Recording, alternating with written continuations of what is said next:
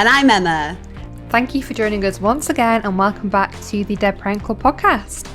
Each week we're going to be talking about what it's like to be members of the Dead Parent Club, chatting to brilliant guests about their grieving journeys and just trying to help you where we can, really. We'll also be hearing from people far more qualified than us, like counsellors, solicitors, medical professionals and mindfulness coaches, all on the topic of grief and looking after yourself. So welcome everyone to the Dead Parent Club.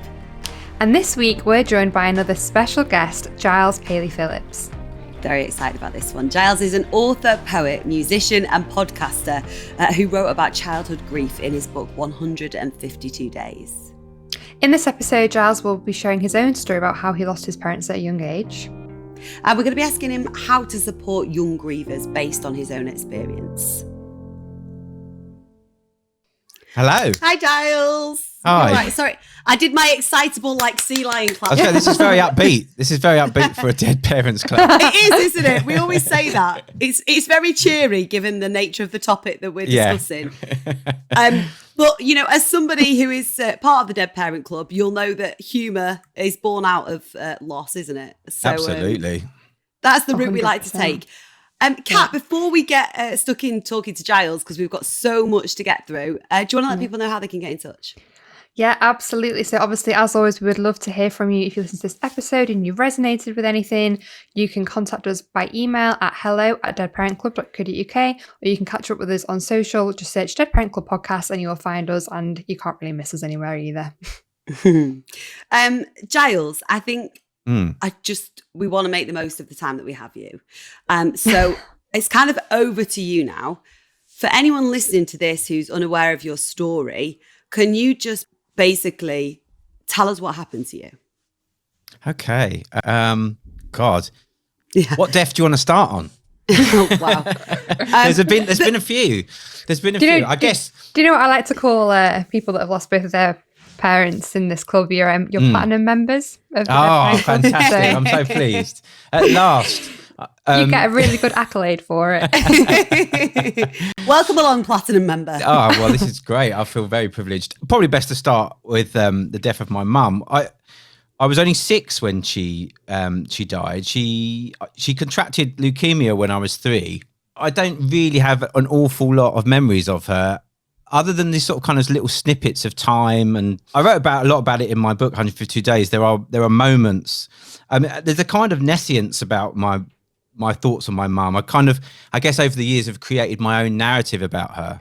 I've had to be like a bit of like an investigative journalist and kind of look into everything, like go through photographs and talk to certain members, like mainly because the family's very small anyway. Both my parents were only child. There's no aunties and uncles.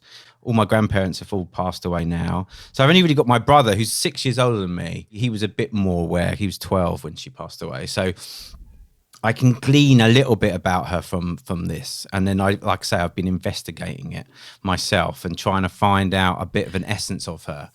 But yeah, she passed away when I was 6 years old. She had leukemia. She had a very, very tricky form of leukemia to treat. And obviously treatments back in the 80s. I mean, we're talking about 1983 when she passed away. So treatments weren't as good then. I think there's been a lot more advances in treatment now. She had 2 bone marrow transplants and many courses of chemotherapy, which, you know, she was so for 3 years she was incredibly ill as well. So like not really ever a time when she wasn't kind of in and out of hospital or dealing with it. But at the same time, she was an incredibly busy person. She was a local counsellor in our area. She did a lot of fundraising for leukemia research. So I think all that kind of stuff was her way of distracting from what she was going through, which must have been horrendous. I mean, she was going through this horrible disease, and she knew quite early doors it was going to be terminal. And recently I found an old bit of footage. She'd been on like a local news station. Oh, wow. She was trying to get the government of the day, which would have been the Thatcher government, boo hiss, to. I'm just going to nail my my allegiances to the wall straight away. Loud and clear. So she was sort of fighting the government of the day to try and match fund what she was raising for leukemia research, because it was, again, like, because it was the early 80s, there was a lot less known about the disease in those years. I think I found this old bit of footage of us, and I'm in it. I shared it on Twitter, actually, because I'm like, I'm up 5, and she talks, and what's amazing is that she's talking about living with a terminal illness, and it was a really amazing thing to watch and witness, like her talking about like the idea that she was gonna go. And part of the grieving process that I've had in more recent years, and being a father now, is that feeling that she was going to have to leave us, her grief. Yeah, that's the thing that's really become a thing for me, is the grief for her. Like, she was going to leave her family. Like, she had a 5-year-old child, a 6-year-old child, and a 12-year-old child, and a husband. And that's the thing that really sticks with me so much these days, is that feeling that she must have had during those times, and how incredibly difficult it must have been every day to think that you're going to have to say goodbye. As a 6-year-old, do you feel like you grieved as a young child? I talk to a lot of people who have lost a parent as a young child, and they kind of say that they didn't start grieving until they were adults, and at that point everybody else that was an adult at that time was kind of on a very different part of their grieving journey. So there was no time when they kind of connected and were grieving similarly. So there was a lack of support there. I mean, I remember the day my dad told me she died. It was 17th of December. So I remember, I've written about this, and I've written about this in books, and I've written about it in articles. I remember coming downstairs, seeing like the Christmas tree, and then all the presents under the tree, and being like, just that boundless energy, like a 6-year-old kid, like going to be really excited. It's nearly Christmas. And then you walk into the lounge, and then my father was there, and I could hear in the kitchen my paternal grandmother, Sarah Race, her name was. She was hilarious. She was the most, not like grandmothers. She was an abysmal cook. She was like, just like burned, like, honestly, it's just terrible. And I could hear her clattering around. Like, I think she broke some like crockery. It's like, oh, what the hell is she doing? What's going on? So she's faffing about making cups of tea for people. And I think one of my godparents was there. He'd obviously accompanied my dad, and brought him home from the hospital. But yeah, I just sat down on the sofa. He just said, I need to tell you something. And all he said was, and again, this is something I've talked about with other people as well, that perhaps even in this conversation, we didn't really go.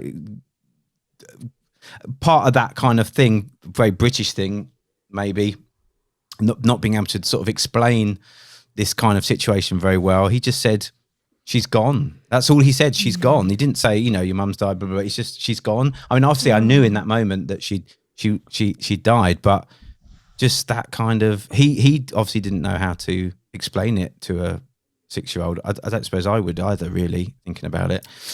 So there was that really stark moment, which is one of those memories that's always really stuck with me. Do you remember your dad grieving at all, Giles? He was weeping at the time, for sure. There was definitely emotion in his face, but he'd started to use alcohol quite, I think, before she'd passed away, and that became kind of a staple of his life. So I think he always kind of buried himself away from any of that stuff. And he was a larger than life character. He was a funny guy, my dad. He was very well known in the local area, and he was sort of had a vivacious character. But no, I mean, from my point of view, never. It was one of those things it kind of never was talked about. We never really had those conversations. Was that the same with your brother? Obviously, with him being 6 years older, did he assume any kind of role? Did he ever talk to you, or was it still stiff upper lip kind of thing? A little bit, I think, a little bit of stiff upper lip, but certainly, yeah. I mean, he had to take on a slightly, obviously he was an older brother, but with my dad being not a particularly great, like, moving on, like him. With his alcohol problems and stuff, he wasn't a particularly great parent, wasn't around very much. So my brother had to take on other responsibilities. I have to say my grandparents were amazing. Like my mum's parents and Sarah Race, the mad cook lady, lack of cooking. They were amazing, and they did rally round, and I had amazing relationship with my maternal grandparents. They were fantastic, and particularly my mother's mum, Queenie, her name was. She was like just amazing. She was a rock really to all of us. We had like support in other ways, but again, it was never really talked about. And that was the thing. It wasn't talked about. We didn't ever really broach the subject. If anyone ever kind of brought it up, it was kind of sort of brushed away. I've read, obviously, quite a lot of your writing, and I've resonated with it a lot. It is unbelievable, and I genuinely mean that. This weird thing where I don't know you, and yet I feel like I almost know this child that you were. Does that make sense? Obviously, you know, the time when your mum passed and the age that you were, and, you know, the fact that it was very much a stiff upper lip kind of attitude towards things. How do you remember feeling as that little boy? I think confusion's probably the biggest word, really. Do you know what? I think sometimes actually also like a slight entitlement. If I got in trouble for anything, you pulled the dead parent card. I pulled That's what we dead call parent it. card. Yeah. I My can't mum's blame dead. you. How You know, I dare remember- you? I remember getting a mate of mine and me stole some stickers for our Panini sticker album. I can't remember what. It wasn't football. It was Yes. like Transformers or something.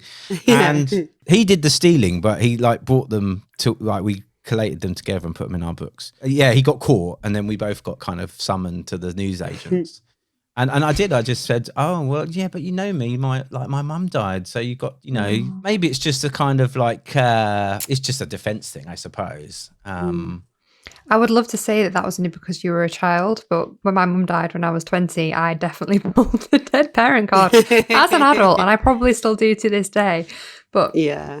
do you think, because obviously it's such a difficult age to lose a parent, do you remember it kind of hitting you when you're like as a teenager or like as an early adult? I think because you become so much more acutely aware of relationships that people have with their parents, and as you get older, those relationships become more like friendships than kind of mother-son, etc. It's like, do you kind of remember being like, oh, shit, like I'm gonna have the rest of my life without her?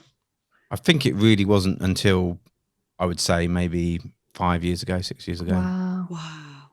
My teenage life was not great. My like I say, my father's alcohol problems. We ended up. He lost loads of money, so we ended up sharing a 1-bedroom flat with his mum, the terrible cook. Oh, no. Yeah, I know. Of all the grandmothers to like end up with. Anyway, it was her residential flat, so we weren't really supposed to live there either. So every time the guy that picked up the rent came around, we had to pretend we weren't living there. We were only visiting. So, and we lived there for about 5-6 years. I was sharing a room with my dad, and my nan slept on the sofa.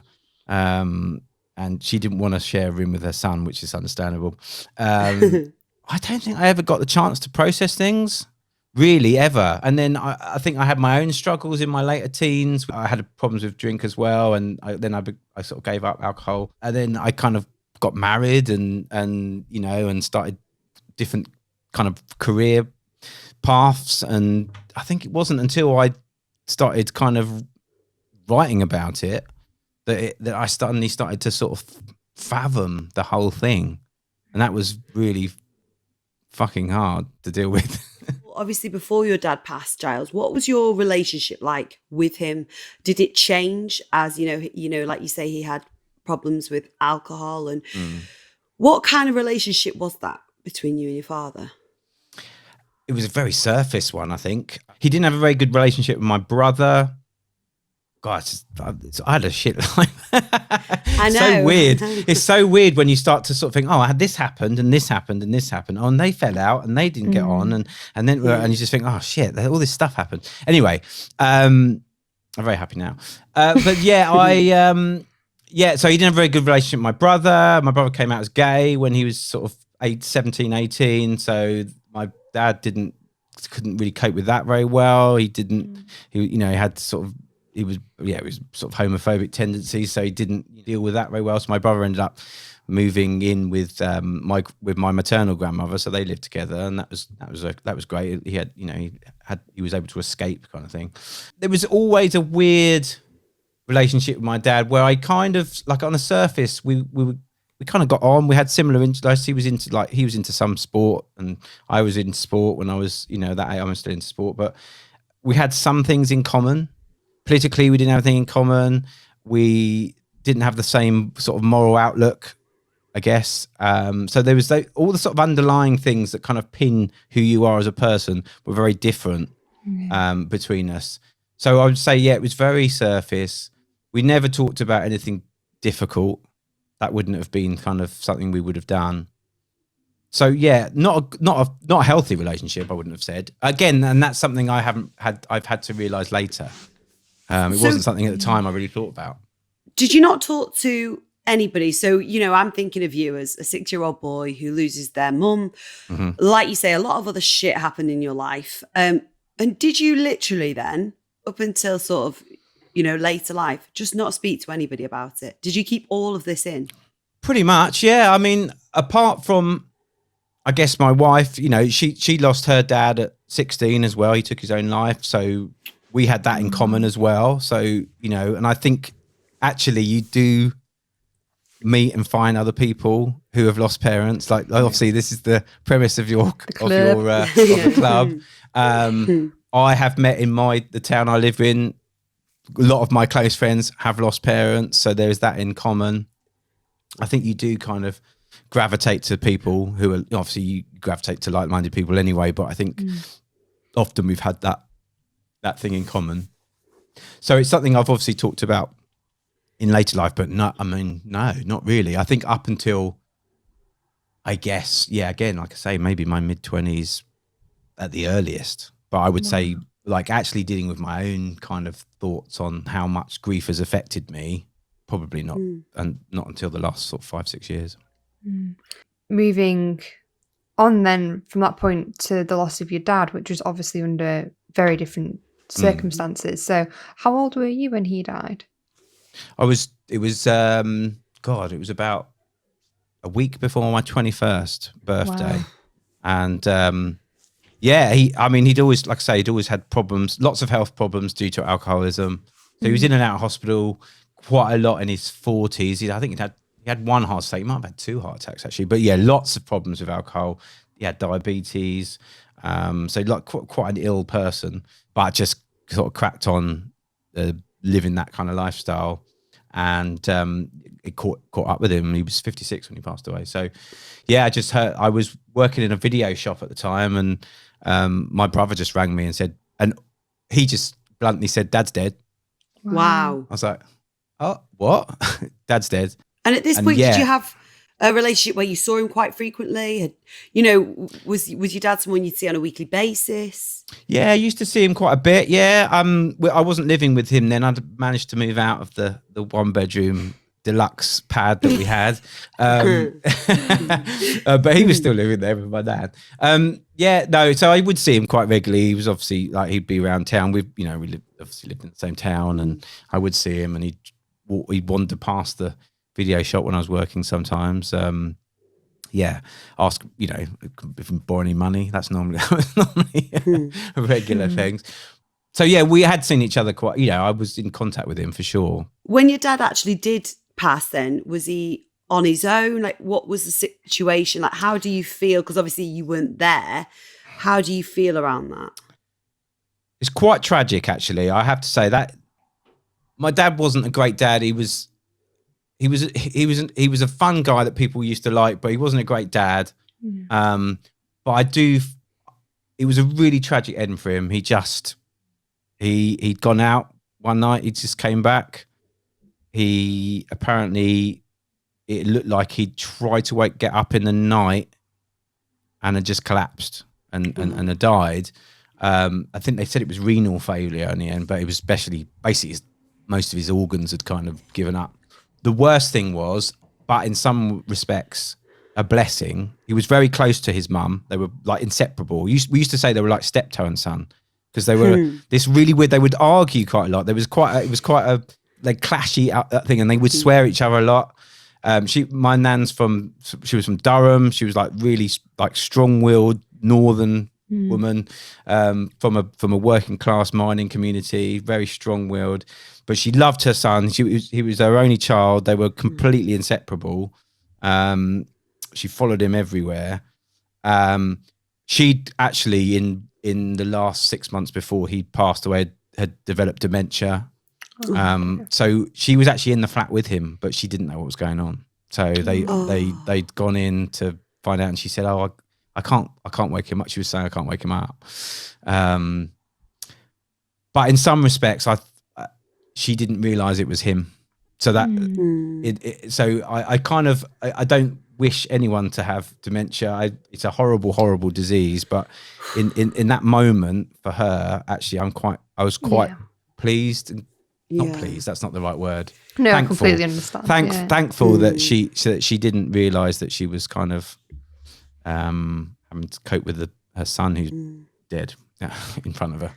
So the grief with your dad must have been really difficult to kind of navigate then, because obviously you've kind of got those difficult feelings, but at the same time he's still your dad. But how did other people react to your dad's passing? Because again, when I've talked to people in the past whose parents have died from addiction, alcoholism, they felt there's kind of a sort of stigma or like bias against like, oh, well, you knew it would happen at some point, or oh, it was going to happen anyway. Do you know what I mean? Like they kind of felt a little bit less supported than they would if it was something like cancer or something like that. I think my dad was well liked in the town. Like I say, he wasn't a particularly great dad, but he was well liked. He was a larger than life character. People knew him, so there was an outpouring of kind of grief. There was which was weird, which was nice in a way, but like obviously weird for us as a family, thinking, well, actually, wasn't that great? But it's good that it's good that he was liked. I think there was a keeping up appearances kind of thing with him, perhaps. There was lots of well wishing, but at the same time, a lot of people would have known that he had a problem with alcohol and didn't do kind of a lot about it. So he didn't say much at the time. Yeah. But there you go. That's human nature sometimes, though, unfortunately. And Giles, there's kind of two strands to this next question. I guess, obviously, losing your mum so young and then losing your dad still very, very young. How was your mental health impacted, and how did it affect your relationships with people? And I don't just mean romantically, I mean in general. The way you felt about yourself and the way you felt when you met people. Probably looking back in hindsight, probably had a mild form of anxiety. I certainly have always had health anxiety, which I know comes from obviously dealing with having more my mum, I guess. But I didn't realise I had I probably had fully blown anxiety and went and sought treatment for anxiety after my dad had passed away, for sure. It did have quite a profound impact on me around that time. And I think it was probably just a big a big let out of steam for years and years of worry and just worry about that person on a day-to-day basis because they're not very well, and then like worry about that person because they don't look after themselves and they're going to kill themselves as they keep drinking all the time. So there's all that stuff, and I think there's just kind of probably came flooding out. I broke up with a girlfriend around that time as well, so there was just all this stuff. And I went and saw my GP, and and we sorted out I got some like anxiety management course that I went on, and that's so good though that you were self-aware enough to do that, because I know so many people in those situations just think, oh, I'm just grieving, but there is a line when grief does become a mental illness, and I think it's quite important to be self-aware of that kind of when it crosses that line. Yeah, I hadn't ever felt, I was obviously having like a sort of physical like panic attacks and stuff, and I think I'd never felt that way before, and I thought this isn't right. Normally I'm quite a chilled out kind of, I'm quite a relaxed person, so to have that suddenly kind of rear its head very intensely and violently in like with regards to those physical feelings, I needed to sort of talk to someone about it. And obviously, Giles, writing is your thing. When did that start? How did it start? And how has it helped you? Well, before writing, I was in a band, so that was a big help. I mean, I used to write. I mean, I wrote songs. A song called "Carpy," which you can listen to on Spotify and iTunes. It's all up there. With my old band, we've re-released the stuff recently, which it's about that morning going about. I think the lyrics are Boundsdale Stairs. These people talking, and then you go. I talk about me going into the lounge and seeing my dad. And writing music and creativity has always been a great outlet for me, with regards to all my kind of angst and feelings and things. And then subsequently starting to get into writing. I mean, I wrote for children's books was my first thing I sort of started doing when I found out my wife was pregnant with our youngest, so our eldest now. And wanting to write stories that I could read to him at bedtimes and things. That's how I got into the writing, really. But I always knew that I'd probably at some point address these subjects or this subject, either through a children's story or through an adult story, an adult book. I sort of feel like I was almost destined to do that. And obviously I've gone on to do that. So, yeah. So do you feel like it was basically coincided very much so with your first child being born, you kind of approaching your grief basically a bit more and kind of letting it into your life a bit more? Well, I think it's such a profound thing when you become a parent. This little, because obviously I'm becoming a parent, so I'm stepping into those shoes, I guess, and knowing what that's like. And like I said to you earlier on, I alluded to that kind of loss of that I felt that my mum had for losing us, not just us losing her, but her losing us, and her grief. That started to really resonate with me. And as the children got older, they start asking, oh, what happened to grandma? What happened to granddad? What happened to, my wife's dad? And we've always tried to be super honest with them. It's always been something that's been really important to us, to be honest with them, say exactly kind of what happened to them. Yeah. That's always been something that has been foremost in our minds. I don't think we didn't even have a discussion about it, Michelle and I. We just were honest with them. I think that's really, really important. Grief isn't something we talk about enough. It's great that you guys are doing this podcast because, it's really important. Part of the healing process is talking about it, communicating how you're feeling and hearing from other people. And I think that's always been something we've tried to do with the children because, there's no point in glossing it up. It's not something you can gloss out. No. Yeah, death ain't glamorous, is it? No.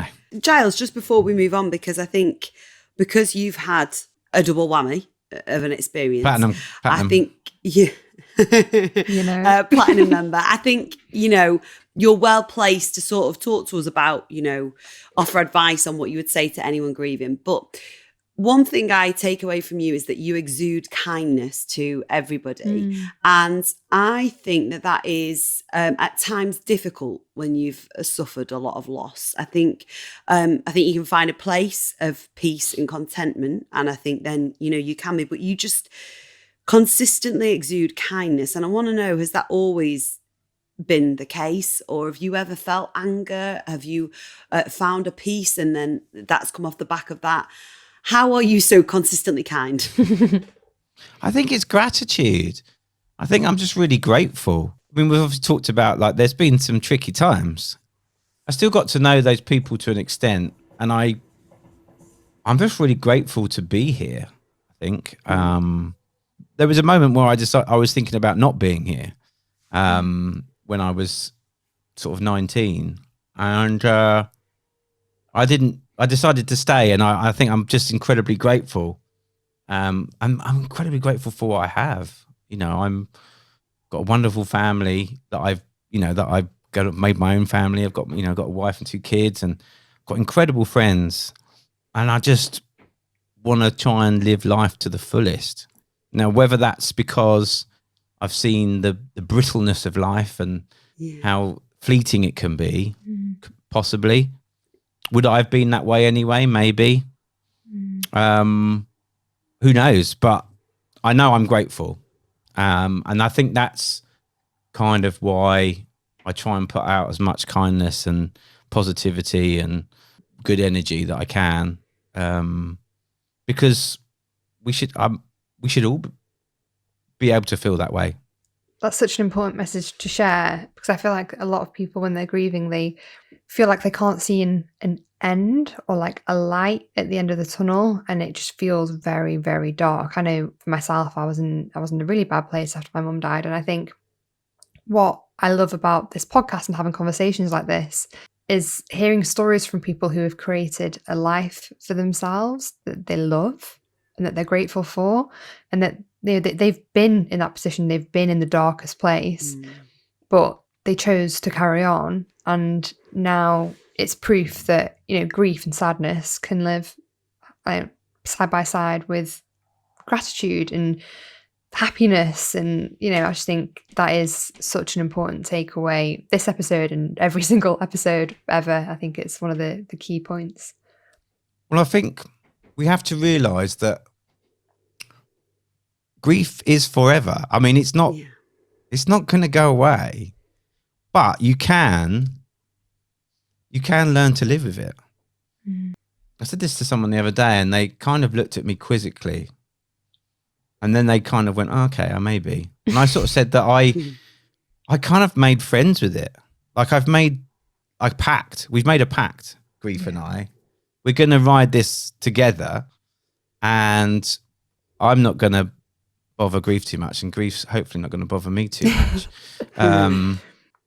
There's a chance to heal and rebuild our lives after grief. There is that, and knowing that is important. But also accepting that this thing will hang around. Giles, I genuinely wish when I was 18 and my mum had passed away that in those years after, I'd almost had a mentor or someone like you to speak the way you do. I really do, because you speak so profoundly, you're so clear, and it makes sense. Honest to God, I agree with you wholeheartedly in that, gratefulness is born in the darkness. You don't realize it at the time, but I look back now at the girl that I was then, and I realize going through that made me so grateful for the most simple things now, just happy to be alive. What would you say to anybody now who is in the thick of it? I guess I just alluded to it slightly, in that you're not going to get over it, inverted commas. And if anyone says that to you, they can please don't be friends with that person. Cut them off. Yeah, I think they can fuck off was what you were looking for. We won't even get into manning up. But yeah, I think. Can I actually stop right there, just because I do? Yeah. Just because you've said that. I'm very interested to know, because obviously you speak so openly about your grief and your experience on social media and on Twitter. Do you notice that there is a much bigger gender gap in women reaching out and kind of resonating with what you're saying compared to men? Or have you noticed over the last couple of years that more men have kind of started becoming a bit more open with their grief? Absolutely. I think there are more men being open about it. I get loads of DMs from people. I often open my DMs up to people if they're having a bad day or whatever, now and again. And I would say it's almost 50-50 now, really, with the amount of messages I get from men. So I think there are guys that are being more open about it and be about mental health in general. But yeah, loss and stuff, I think as well. I think I think people are being more open about their feelings around it, and also just expressing like the fact that they've lost someone. I think that sometimes is something you almost don't want to say. So yeah, I think I've seen a difference certainly within the last sort of year or so. So yeah, it's encouraging. I think as a man, holding that space for men is so important. So I think you're definitely, I can definitely say that you're doing a huge service, because I think it's important that space is there. But anyway, we continue. Yeah, no, I was going to say, well, I don't, honestly, I don't think it's anything to do with me, but I think, it's nice to be able to put stuff out there. And if it resonates with just one person, then that's brilliant, isn't it? Yeah. If one person decides they can have a conversation about it, then, that's incredible. So, yeah. And what I love about you, Giles, is you're proactive. You don't always wait for people to come to you. I know after the passing of my nana, you sent me some of your writing and it helped me so much. I was reading it and I just felt this feeling of like weird warmth almost reading it. And I like that. I like that you are so proactive, because this weird thing has happened in society, and I can't speak on behalf of all cultures, obviously, but where, as all three of us know, death happens. It's going to happen to all of us, and it happens. And yet we are adamant that it isn't being spoken about, that we must hide this from children. And I admire you for talking to your children openly about it, and not sugarcoating it. It seems as though we are petrified of the inevitable. Yeah, I agree. I don't know if it is a cultural thing. I think in other countries they're much better at dealing with it than us. South America, they're much more open about death. They have days of the dead. They celebrate the dead. Whatever it is, it goes back to the Empire days or something. I don't know. Like, where this is stiff upper lip nonsense. We're just not very good in this country. It's at dealing with any kind of problems with regards to ourselves. So I think we all need to continue to keep the conversation going, and if social media is a good vehicle for that. So I think, if we can 100%. push stuff out there more, then obviously that will help other people open up. But yeah, we're just, I think there's just a problem in our society, in the UK particularly, with And we're fighting it, guys. We're fighting yeah, it. you are. Yeah. You're doing a great job, and it's Find a brilliant, good and it's- fight. Yeah, no, and it's great. No, but this is really important. It is really important that there are shows like this that, where people can come on and openly talk about it, and people can hear and listen, and hopefully they'll have that conversation with someone they know. So yeah, no, it is. You're doing a great job, guys. Thank you very much, Giles. I'm very aware that very aware that I interrupted you halfway through your answer to our question before about No, that's all right. your advice to sorry. Yeah, to anyone that was dealing with it. On a kind of basic level, making sure that you try, and we've just talked about the difficulties of reaching out to people, but if you can reach out to someone, or if you feel that you can talk to someone, I always say that to people, if you feel like you can, because you might not be in the place where you can, but if you feel like you can, reach out to anybody. Conversation is just such a brilliant thing. We're having a brilliant conversation now. I love having conversations with people, and I think it has healing qualities, talking. So that would be my first thing that I would always suggest to people.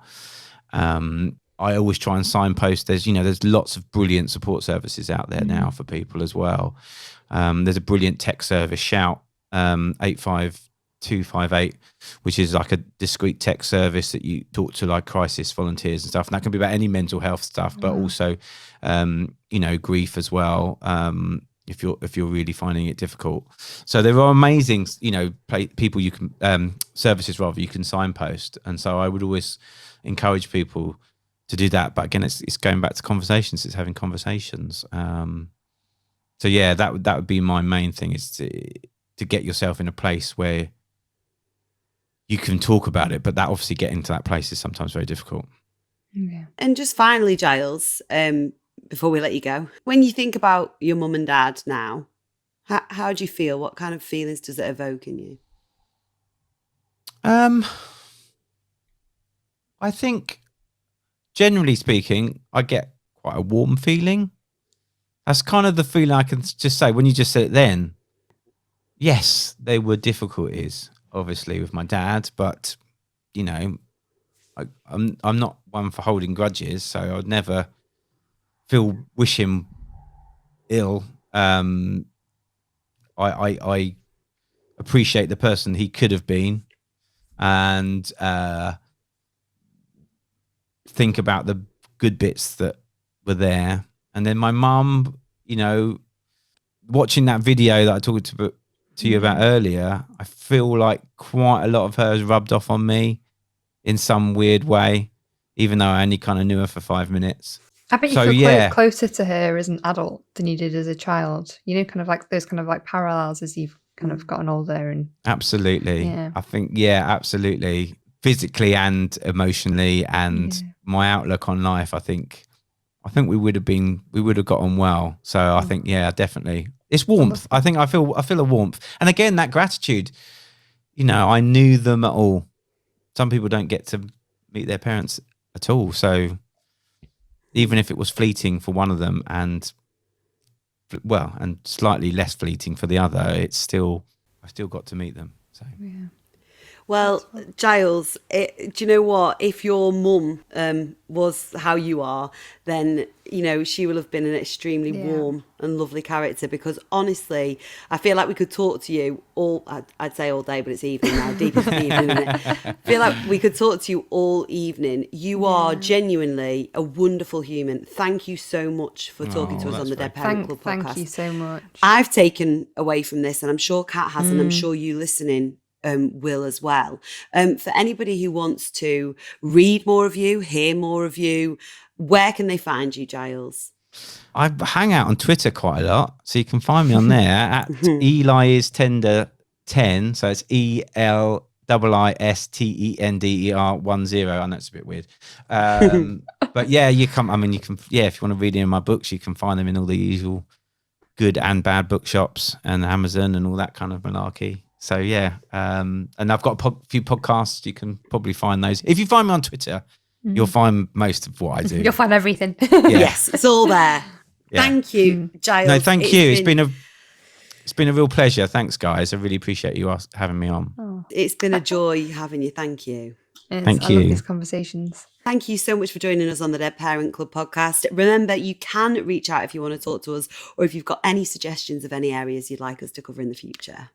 Yep, you can email us at hello@deadparentclub.co.uk or find us on Instagram at Dead Parent Club Podcast, and we're on Facebook and Twitter. Thank you very much for listening. We'll be back next week. Bye. Bye.